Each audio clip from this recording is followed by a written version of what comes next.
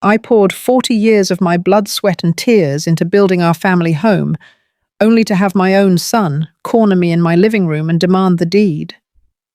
He stood there with his wife, looking down at me as if I were a helpless burden, entirely convinced he could steal my life savings with the stroke of a pen.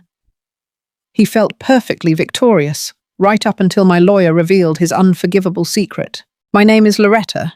I am 68 years old, a widow, and a retired head nurse. For 4 decades, I worked grueling 12-hour shifts at the local hospital, staying on my aching feet from dawn until dusk. I did it all to pay off the mortgage on my beautiful historic home in a rapidly gentrifying neighborhood here in Atlanta, and to put my only son, Jamal, through college. Jamal was my absolute pride and joy, the center of my universe after my husband passed away. I trusted that boy with my very life, but that unconditional love shattered into a million pieces on a quiet Tuesday afternoon.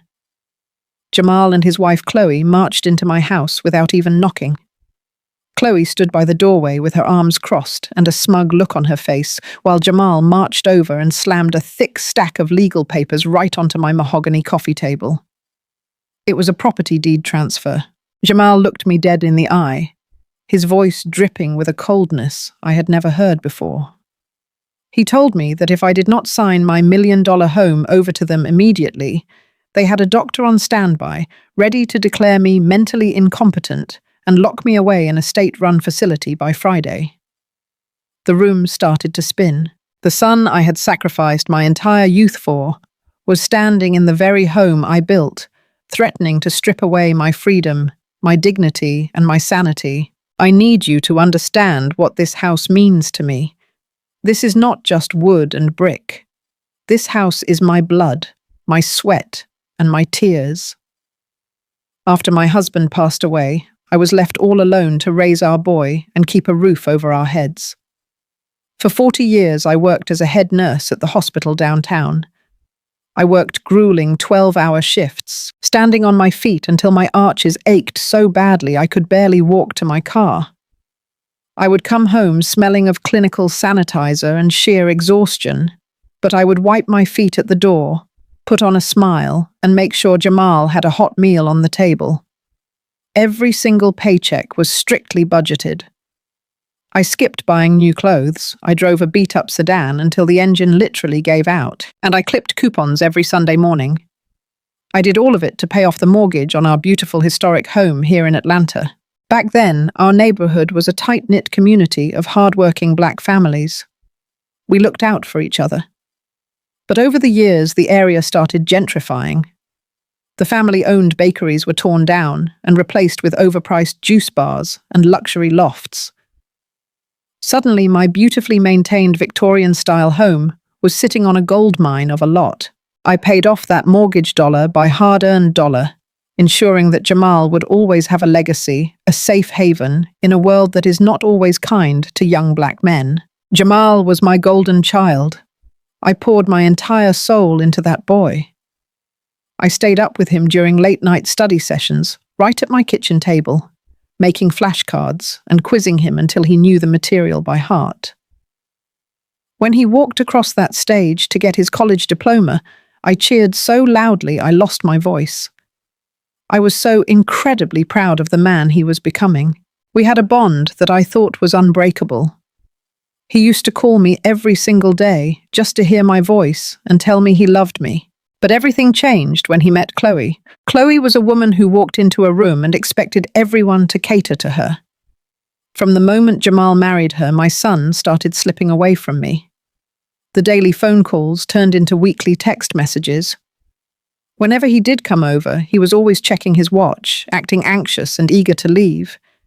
He started criticizing the way I did things, adopting this pretentious attitude that made him seem like a complete stranger. He stopped seeing me as his hard-working mother and started looking at me like I was a burden he was forced to endure. And then there was Chloe's brother Bryce. Bryce is a slick, aggressive real estate flipper who wears expensive suits and talks fast, always looking for an angle to exploit. From the very first time Bryce stepped foot in my house for a Thanksgiving dinner, his eyes darted around my living room. not with admiration, but with raw greed. He did not see a home filled with love and history. He saw dollar signs. He saw a prime corner lot in a booming neighborhood that he could bulldoze to build luxury condos. The disrespect from Chloe and Bryce was never a direct insult at first. It was always wrapped in these subtle, passive-aggressive microaggressions that were designed to make me feel small and out of place in my own home. Chloe would look at my antique mahogany dining table and say things like, "This neighborhood is getting so upscale now, Loretta. Do you really feel comfortable staying here all by yourself?" She would emphasize the word comfortable with a tight, condescending smile, implying that a black woman of my age did not belong in an area that was rapidly filling up with wealthy white professionals. Bryce was even worse. He would show up uninvited to family gatherings, lean against my kitchen counter and tell Jamal how much my property was worth. He would say things like, "People like us know how to maximize a lot like this, Jamal. Your mother is sitting on wasted potential. She is getting older, and this house is just too much maintenance for someone like her to handle." He spoke about me as if I was deaf-dumb or simply invisible.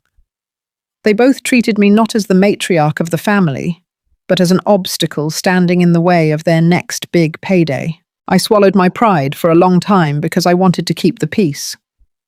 I wanted to maintain whatever fragile relationship I had left with my son. I let Chloe reorganize my kitchen cabinets without my permission, claiming she was just trying to help modernize my space. I stayed quiet when Bryce would openly discuss tearing down my beloved garden to put in a concrete driveway for his hypothetical townhouses. I endured their veiled insults and their arrogant smirks because I falsely believed that Jamal would eventually step up and defend me. I foolishly thought that the boy I sacrificed my entire life to raise would put a stop to their blatant disrespect. I was wrong. Jamal did not defend me. Instead, he absorbed their greed like a sponge. He let his wife and his brother-in-law poison his mind against the mother who had given him everything. They convinced him that I was just an old, tired woman who was holding him back from his rightful wealth. They made him believe that my sacrifices were meaningless and that my house was simply an asset, waiting to be liquidated to fund their lavish lifestyle. I spent my life protecting my son from the harsh realities of the world, never once imagining that the greatest threat to my peace and my home would be the very boy I brought into it. The disrespect did not start with shouting or legal threats. It crept into my home quietly like a slow-spreading poison. It started with Chloe. She would walk through my front door without knocking, using the spare key Jamal had given her, and the very first thing she would do was wrinkle her nose. She would stand in the foyer of the house I had scrubbed clean for 40 years, wave her manicured hand in the air, and sigh heavily. She would look at Jamal and say, "It smells like old people in here, like stale mothballs and decay." It was a calculated insult meant to make me feel dirty in my own sanctuary. I kept a spotless house. My floors always smelled of pine cleaner and lavender, but Chloe was determined to make me feel obsolete. Soon, her complaints turned into aggressive invasions of my space. I would come home from my morning walk to find my kitchen completely torn apart.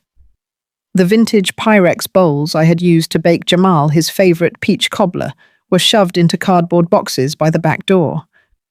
In their place, Chloe had stocked my cabinets with cold grey modern plates that felt like heavy stones in my hands. When I confronted her, she simply rolled her eyes and gave me a tight, dismissive smile. She claimed she was just trying to declutter my life and modernize my space because I was clearly struggling to keep up with the times. I bit my tongue so hard I tasted blood. I swallowed my pride because I did not want to push my son away. But every time she threw away a piece of my history, a piece of my heart broke. Then the psychological warfare began. As a former head nurse, my mind was trained to be sharp, organized, and perfectly methodical. For 30 years, I placed my house keys in the exact same painted ceramic bowl on the entryway table the second I walked through the door. It was an ironclad habit. But one Tuesday morning, when I was getting ready to go to the grocery store, my keys were gone. I tore the living room apart. I checked my purse, my jacket pockets, and the floorboards. My heart started to race. Jamal and Chloe happened to stop by right as I was frantically flipping the sofa cushions. Jamal asked what was wrong, and when I told him, he gave Chloe a very specific knowing look.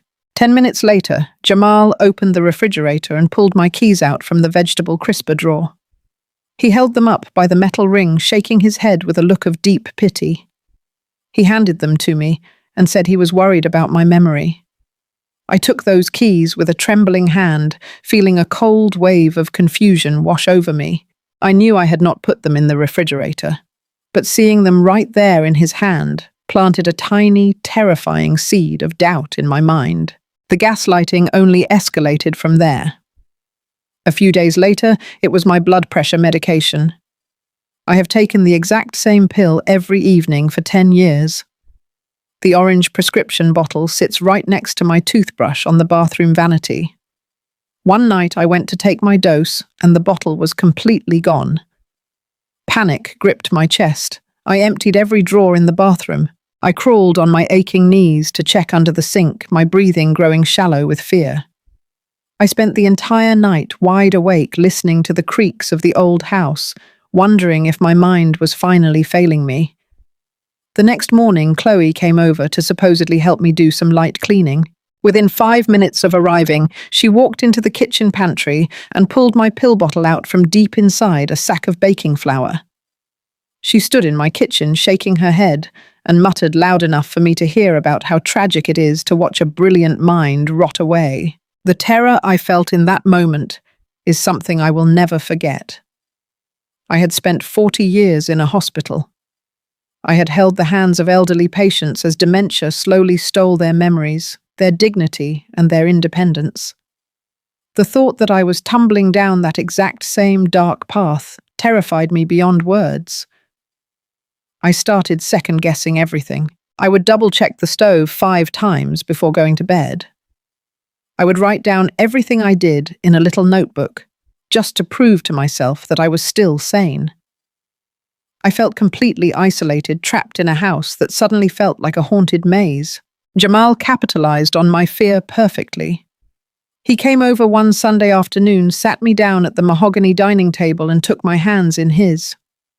His voice was soft, coated in a thick layer of fake sympathy. He looked at me with sad eyes and said he was losing sleep over my safety. He told me I was becoming a danger to myself. He asked what would happen if I accidentally left the gas on and burned the house down, or if I wandered out into the street and got lost in the middle of the night. He weaponized his concern to make me feel completely helpless. He made me feel like I was a fragile child who desperately needed his protection. I sat there listening to the boy I had given my life for, and I wept. I let the tears fall down my wrinkled cheeks, fully believing that I was losing my grip on reality. I endured the disrespect, the stolen keys, and the missing medication in complete silence because I thought my son was genuinely trying to protect me from my own failing mind. For a brief, agonizing period, I truly believed I was broken. I felt my confidence erode away until I was nothing more than a frightened shadow of the strong black woman I used to be.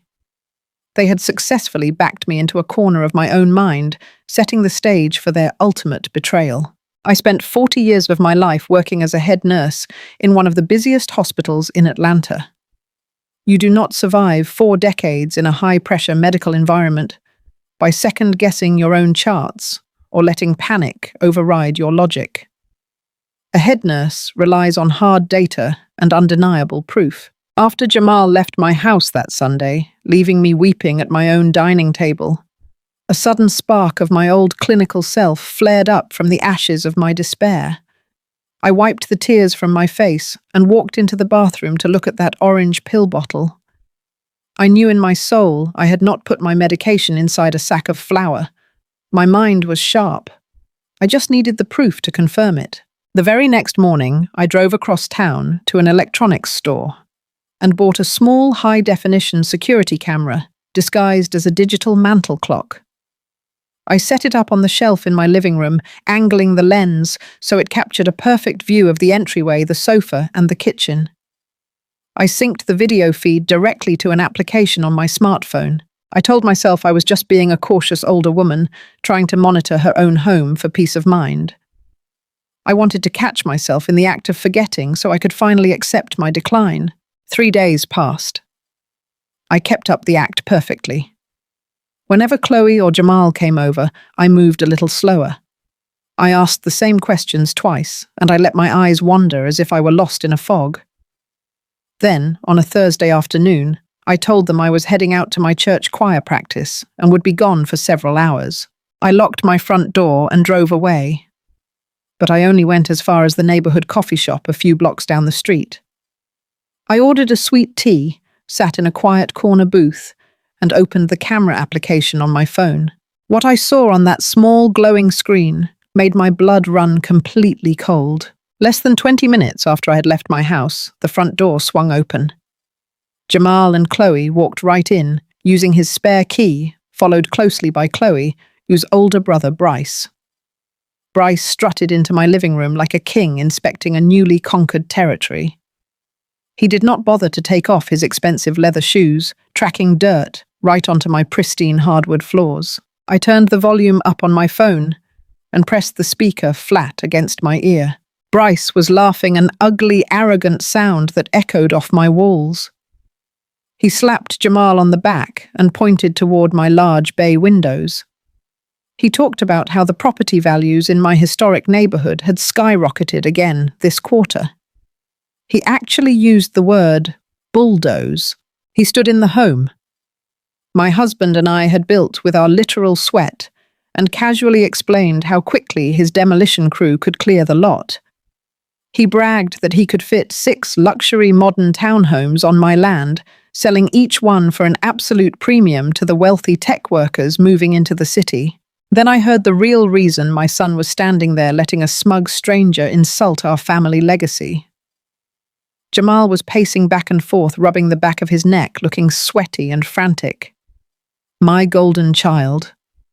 The boy whose college tuition I paid in full without a single student loan admitted to Bryce that his creditors were breathing down his neck. Jamal confessed he was over $150,000 in debt. He had made terrible investments trying to keep up with Chloe but his extravagant lifestyle, and they were completely broke. They were drowning in secret financial ruin, and my beautiful home was their only life raft. Chloe chimed in, rolling her eyes at her husband's panic. She told Jamal to calm down and reminded him that they had the perfect plan in motion. That was when Bryce pulled a thick manila folder out of his leather briefcase and tossed it right onto the coffee table. Bryce told Jamal that he had a private doctor on his payroll. He described this doctor as a man who specialized in discreet medical evaluations for wealthy families wanting to avoid messy probate courts. For a generous cut of the real estate profits, this corrupt doctor was ready to sign an official medical affidavit, declaring me entirely unfit to manage my own affairs. Bryce explained the legal strategy with terrifying precision. He said that once the doctor certified my severe cognitive decline, Jamal could easily petition the local court for full medical and financial power of attorney over my life. The trap was flawless. Once Jamal secured that power of attorney, he could legally transfer the deed of my house directly to Bryce U.S. Development Company, bypassing any need for my consent or my signature. They were going to steal my home legally and lock me away in a facility just to clear Jamal us debts. I sat in that coffee shop staring at the screen, my breath caught in my throat. I watched my son nod his head in agreement. Jamal actually smiled. He looked at his wife and his brother-in-law and told them to set up the medical appointment for Friday. He said his mother was already so confused and terrified that she would not even put up a fight. He said I was weak and that the process would be incredibly easy. Hearing those words fall from my son us lips was like taking a physical blow to the chest. The air completely left my lungs. For a terrible, agonizing moment, the pain of that ultimate betrayal was so profound I thought my heart would simply stop beating altogether. My own flesh and blood saw me as nothing more than a disposable paycheck. But then, as I watched Jamal walk over to my liquor cabinet and pour 3 glasses of bourbon to celebrate their impending wealth, the tears in my eyes simply dried up. The weeping, terrified old woman they thought they had created vanished entirely. In her place rose the woman who had faced down arrogant surgeons, commanded chaotic emergency rooms, and fought tooth and nail to build a life in a world that handed her absolutely nothing. The immense, crushing heartbreak I felt for my son burned away in a matter of seconds, leaving behind a cold, hard, and righteous fury. I realized in that very moment that the boy I had raised was gone. The sweet child who used to hold my hand and promised to take care of me forever was dead.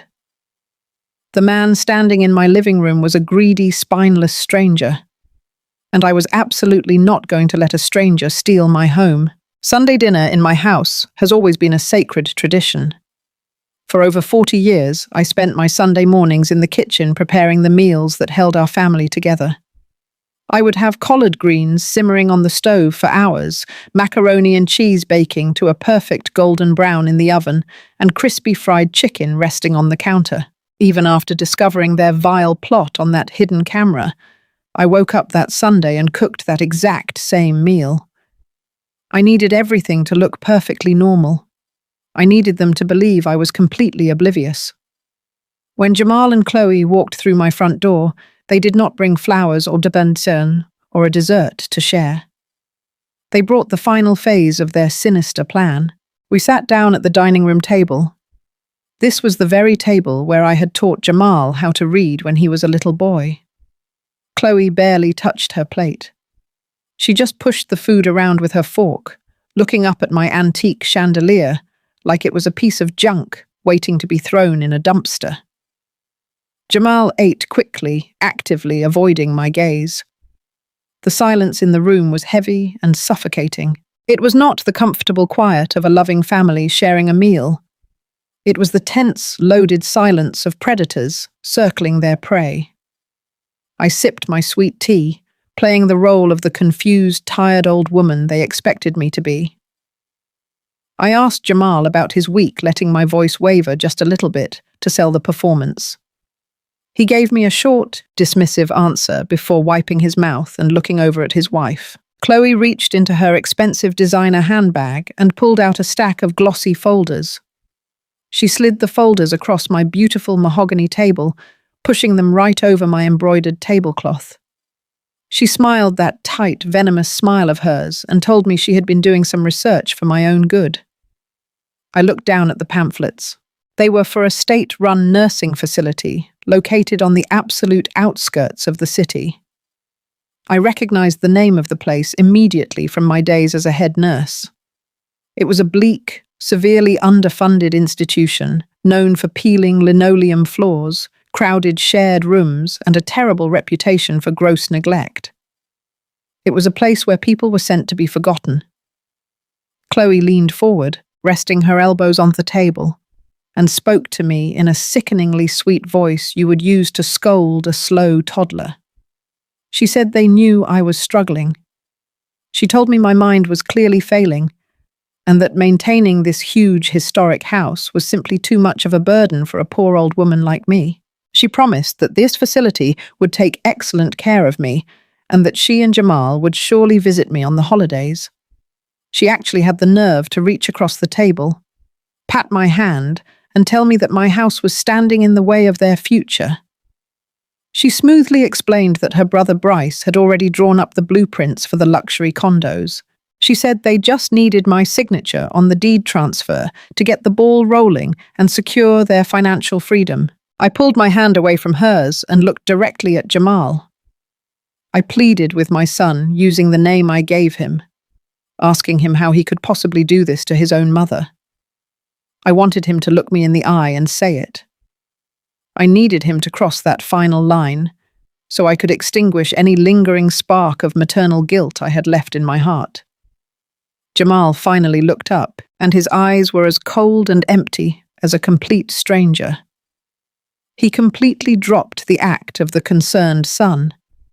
He leaned over my dining table and told me I did not have a choice anymore.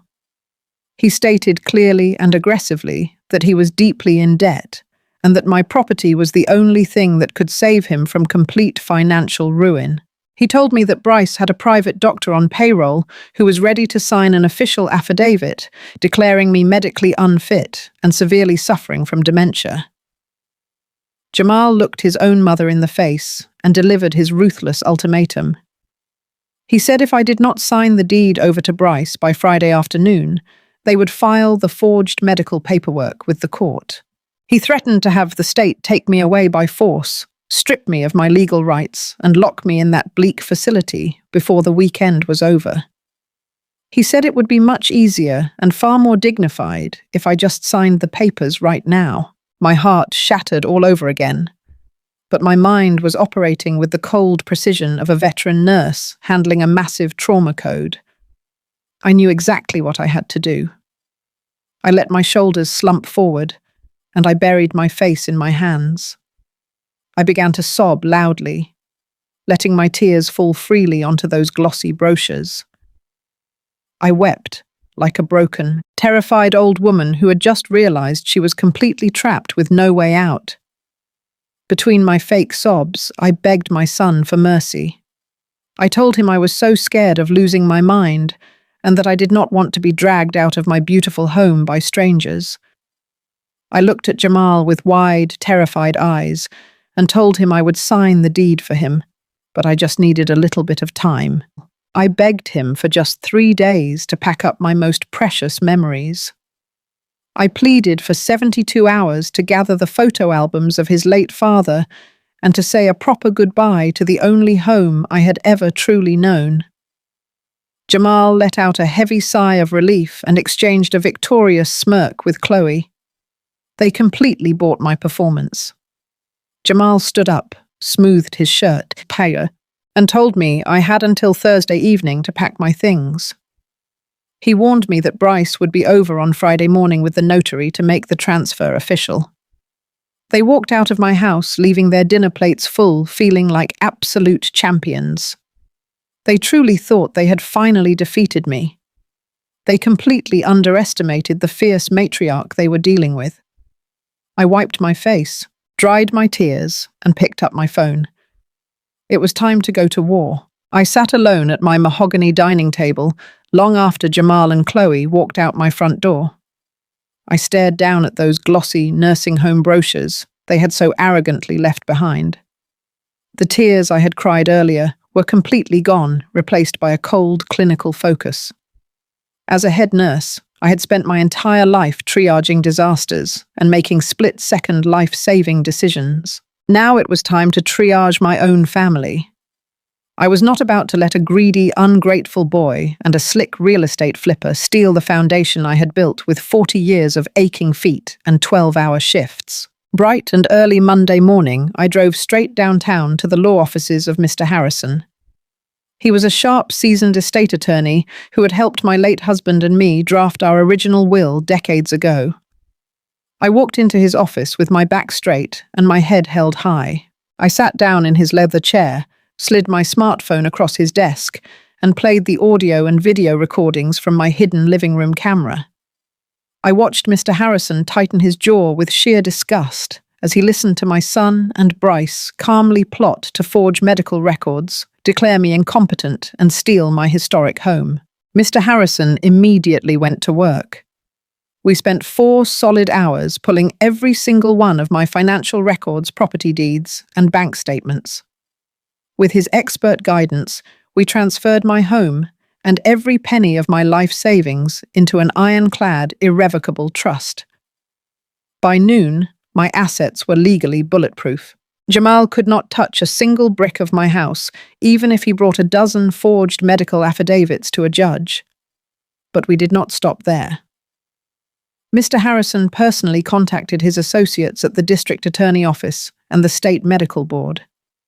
We handed over the video footage proving Bryce and Jamal were actively conspiring to commit elder fraud, medical forgery, and extortion. The authorities were highly interested in Bryce and his fraudulent real estate practices, along with the incredibly corrupt doctor he kept on his payroll. With the legal trap fully set and ready to spring, my only remaining job was to return home and play my part to absolute perfection. For the next 3 days, I gave them exactly the performance they expected from a submissive, terrified old woman. When Jamal called to check on my progress, I made my voice sound frail, shaky, and utterly defeated. I told him I was slowly packing my belongings into cardboard boxes, crying over old photograph albums, and quietly resigning myself to my bleak fate. I let him believe that his mother was completely broken and out of options. They thought I was sitting in the dark, mourning the end of my independence and waiting to be dragged away. But I was actually sitting on my porch, drinking my sweet tea, and waiting for Friday morning to arrive. Friday morning arrived with a crisp, golden sunlight pouring through the large bay windows of my living room. I sat perfectly still at the head of my antique mahogany dining table. I was not wearing the faded housecoat I had worn during my performance of a broken, helpless old woman the past few days. Instead, I wore my finest tailored purple suit, the one I usually reserved for Easter Sunday services. I had carefully styled my hair and applied a fresh coat of red lipstick. If this was going to be the day my son tried to bury me alive, I was going to be dressed for a resurrection. My hands were folded neatly in my lap, resting on the cool surface of the table. I listened to the steady, rhythmic ticking of the grandfather clock in the hallway. My heartbeat was just as steady. The panic and heartbreak that had consumed me earlier in the week were entirely gone, washed away by the cold, clinical focus I had honed over 40 years in hospital emergency rooms. I was ready. At precisely 10 o'clock, the crunch of gravel in my driveway signaled their arrival. I did not move a muscle as I heard the heavy thud of car doors slamming shut. They did not even have the common decency to ring the doorbell or knock. The front door swung open with an aggressive thud, echoing through the quiet house. Heavy, confident footsteps marched down the hallway. Jamal walked in first, followed closely by Chloe and Bryce. Trailing nervously behind them was a pale, sweaty man clutching a worn leather briefcase, who I immediately assumed was their fraudulent notary. They walked into my dining room like a pack of wolves cornering a wounded animal. Chloe stood near the archway, crossing her arms over her chest and looking around my home with a familiar expression of utter disgust. She was already mentally measuring the space for the demolition crew. Jamal stood beside her, shifting his weight from foot to foot, actively avoiding my gaze. He looked exhausted, likely kept awake by the crushing weight of his massive secret debts. But Bryce was the picture of pure arrogance. He strutted right up to my beautiful mahogany table wearing a tailored navy blue suit that probably cost more than my first car. He acted like the undisputed king of a castle he was about to steal. Bryce did not offer a greeting. He simply unclasped his briefcase and pulled out a thick stack of legal documents. With a theatrical flourish, he slammed the deed transfer right onto the center of the table. The sharp smack of the heavy paper hitting the wood echoed loudly in the tense room. He reached into his breast pocket, produced a sleek gold pen, and tapped it impatiently against the signature line. He looked down at me with a sickeningly triumphant grin. He told me that it was time to make the smart choice, Loretta. He gestured lazily to the sweaty man hovering near the doorway and introduced him as an official notary public who was here to witness my signature. Bryce leaned his hands heavily on the table, leaning into my personal space. He lowered his voice into a mockingly gentle tone and told me that the medical transport van was parked just 2 blocks away on standby. He smoothly explained that it only took one quick phone call for them to arrive and safely escort me to the state-run nursing facility. Chloe chimed in from the doorway, her high-pitched voice grating against my ears. She pasted on a thick, fake smile and told me that I was going to absolutely love the facility. She said it was for my own good because my mind was clearly failing and I was becoming a danger to myself. She promised they would come visit me for Thanksgiving and bring me a slice of pie. The sheer audacity of her fake sympathy made my blood boil, but I kept my face entirely impassive. Jamal finally stepped forward. He looked at the golden pen, resting on the deed, and then finally forced himself to look me in the eye. He let out a heavy, dramatic sigh, acting like the burdened, responsible son forced to make a tragic decision. He told me to just pick up the pen and sign the paper so we could get this tragedy over with. He said he loved me, but my dementia was getting too severe, and he could not let me live alone in this massive house anymore. I looked at the gold pen. I looked at the fraudulent deed.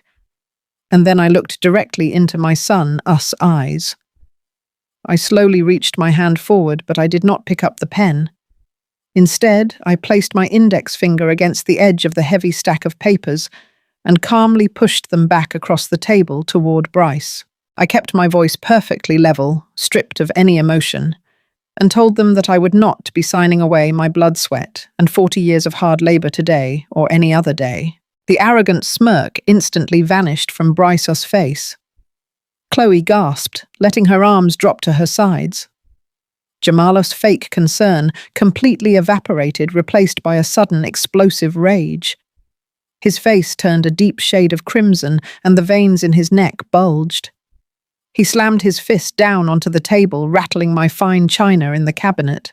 He started yelling at the top of his lungs, telling me I was acting crazy and irrational. He screamed that I was leaving him absolutely no choice. Jamal reached into his pocket and pulled out his smartphone, waving it frantically in my face. He threatened to call Adult Protective Services right this very second.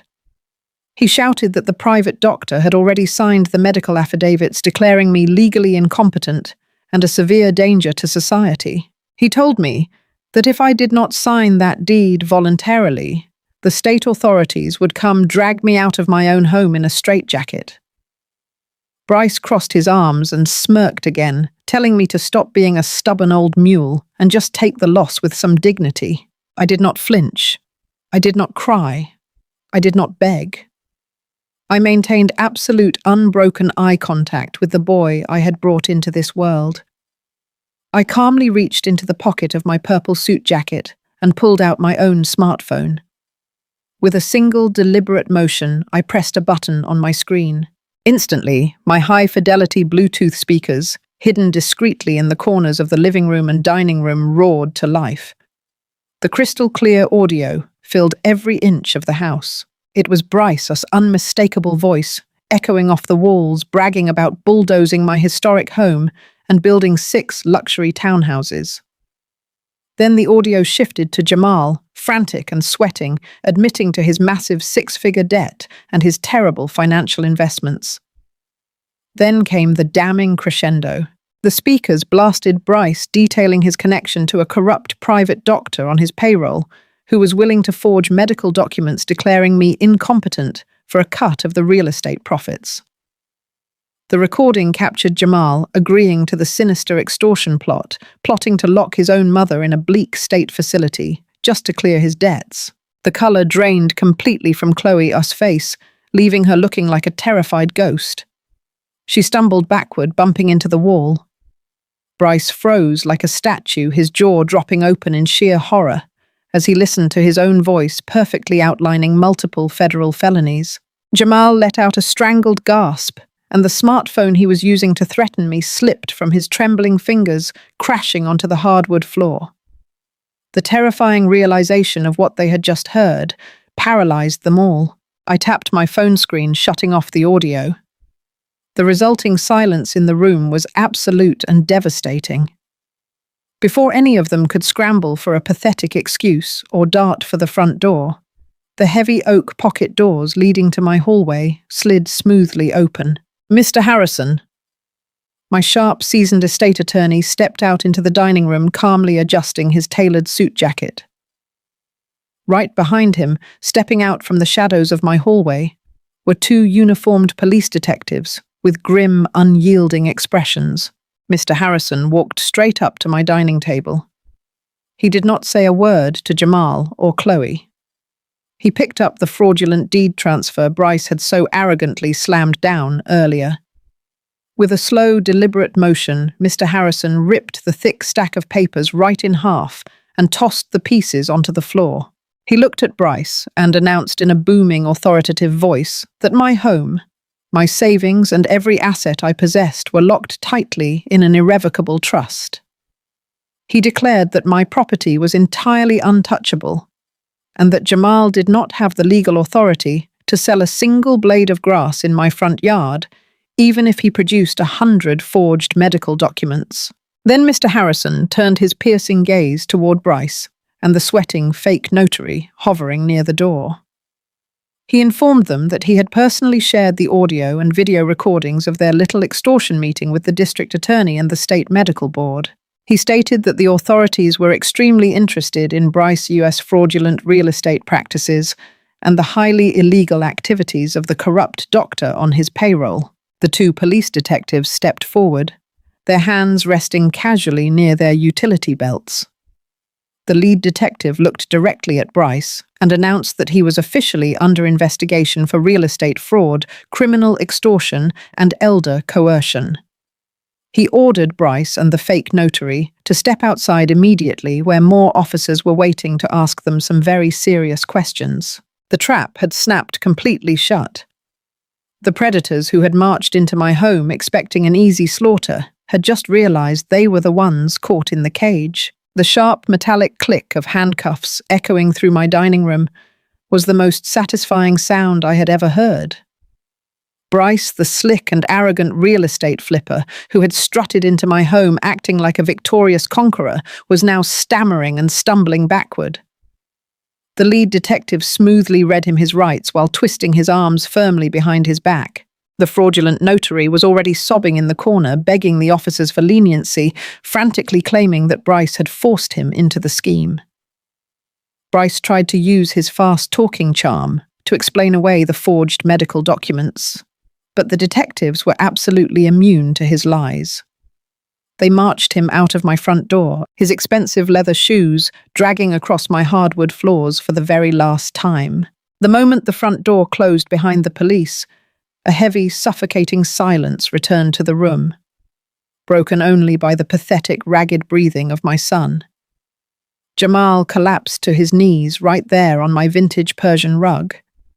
The cruel arrogance that had puffed up his chest just 10 minutes ago was entirely gone. He crawled toward me, his hands reaching out to desperately grab the hem of my purple suit jacket. He looked up at me with tears streaming down his face, reverting back to the terrified little boy who used to scrape his knee on the pavement. He begged me for forgiveness. He cried that he was desperate, that Chloe and Bryce had completely manipulated him, and that he never actually wanted to put me in a bleak, state-run facility. He pleaded with me, crying out that he was my only child, my own flesh and blood, and that I could not just throw him to the wolves. Chloe stood frozen in the archway, her face completely pale. Mascara running down her cheeks, entirely stripped of her condescending smirks and passive-aggressive insults. I did not reach down to comfort him. I did not stroke his hair or tell him that a mother-us love conquers all. 40 years working in a hospital trauma ward had taught me how to recognize a terminal condition, and the rot inside my son-us heart was entirely incurable. I looked him dead in the eye, my voice as cold and precise as a surgeon's scalpel. I told him that the boy I raised died the exact moment he decided my sanity and my freedom were worth less than his debts. I told him that a real son protects his mother, but a parasite only bleeds her dry until there is nothing left. I pulled my jacket from his trembling hands, took a deliberate step back, and coldly stated that he was no longer my son. I ordered him and his wife to get out of my house and never step foot on my property again.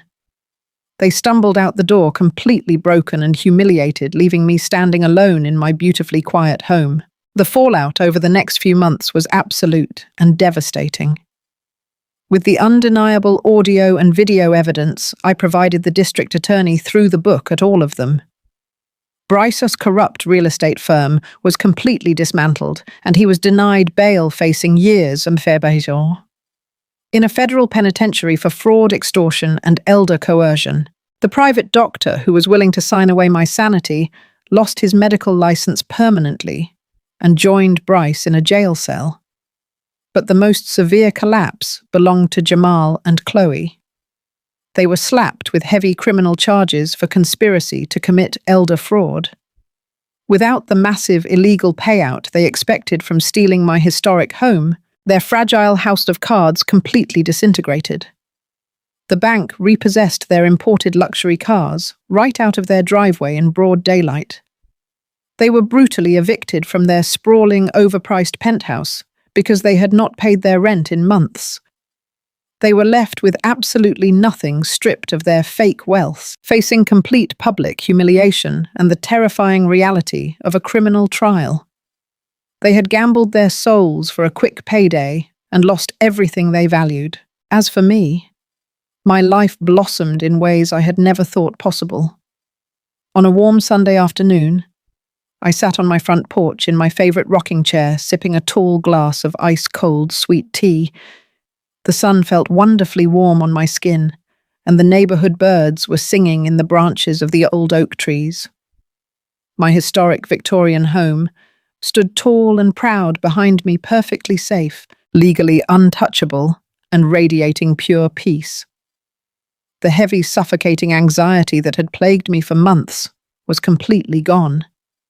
I had finally excised the toxic leeches from my life, and the sheer liberation I felt was intoxicating. I realized that I did not need to hoard the massive equity of my $1 million home just to leave a legacy for an ungrateful child. I contacted Mr. Harrison and arranged to tap into a portion of my estate for something truly meaningful. I established a robust nursing scholarship program specifically designed for young, hard-working Black women who were struggling to pay for their medical degrees. Instead of watching my life savings be squandered on luxury cars and designer clothes for people who despised me, I watched my money buy textbooks, pay tuitions, and launch the careers of brilliant young nurses who possessed the exact same grit and dedication I had when I first put on my scrubs. I spent my entire life sacrificing my own joy to build a safety net for a boy who ultimately tried to use it to strangle me. But hitting rock bottom taught me the most valuable lesson of my 68 years on this earth. True family is not defined by shared blood. It is defined by unwavering loyalty, genuine respect, and absolute love. I learned that you cannot buy devotion, and you should never set yourself on fire just to keep someone else warm. Today, I am living my golden years with immense power, absolute autonomy, and a quiet, beautiful peace that nobody can ever take away from me. I spent my entire life believing that blood was an unbreakable bond. But this grueling nightmare taught me a lesson I will carry with me for the rest of my days. True family is not blood. It is respect. It is the people who honor your sacrifices, who value your wisdom, and who fiercely protect your peace. Never let anyone, not even your own child, convince you that your golden years are a burden. You worked too hard and sacrificed too much to let someone else treat you like an obstacle in your own home. You earned your peace, and you have every absolute right to protect it with everything you have. Now, as I sit here looking out at my beautiful garden, I feel more alive and empowered than I have in decades. But I want to hear from you. Have you ever been pushed to the absolute edge by the people you love the most? If you have ever had to set a hard boundary with toxic family, hit that like button and subscribe to the channel.